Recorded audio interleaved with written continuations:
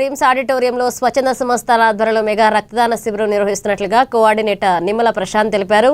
ఇక ఆదిలాబాద్ పట్టణంలోని press club లో ఆయన మీడియాతో మాట్లాడారు. జిల్లాలో రక్తహీనతతో చాలా మంది బాధపడుతున్నారని, వారి సహాయార్థం మెగా రక్తదాన శిబిరం నిర్వహిస్తున్నట్లుగా పేర్కొన్నారు. శిబిరానికి ప్రజలు అధిక సంఖ్యలో పాల్గొని రక్తదానం చేసి మానవత్వాన్ని చాటుకోవాలన్నారు.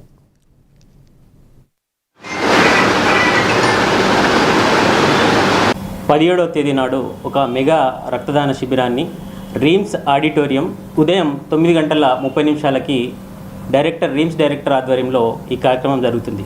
ముఖ్యంగా ఆదిలాబాద్ జిల్లాలో తలసేమియా కానీ, సిక్విల్ సెల్ కానీ, అనేక సివియర్ అనిమియా అంటే రిమోట్ ఏరియా నుంచి వచ్చే గర్భస్రావాలు కేవలం మన హిమోగ్లోబిన్ ఓన్లీ 4% మాత్రమే ఉంటుంది. ఇటువంటి ఈ పరిస్థితిని దృష్టిలో తెచ్చుకొని దాదాపు అన్ని స్వచ్ఛంద సంస్థలు కలిసి ఈ యొక్క పెద్ద మెగా శిబిరాన్ని ఏర్పాటు చేస్తున్నాం.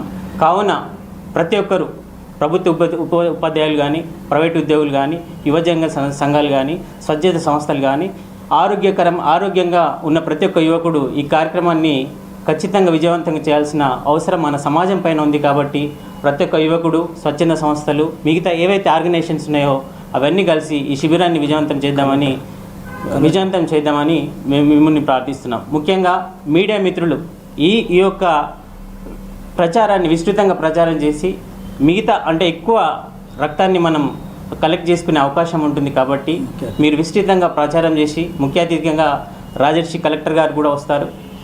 ఆ రోజు అన్ని కార్యక్రమాలు ఉంటాయి. కాబట్టి మీరు ఈ యొక్క ప్రోగ్రామాన్ని విజయవంతం చేయగలరని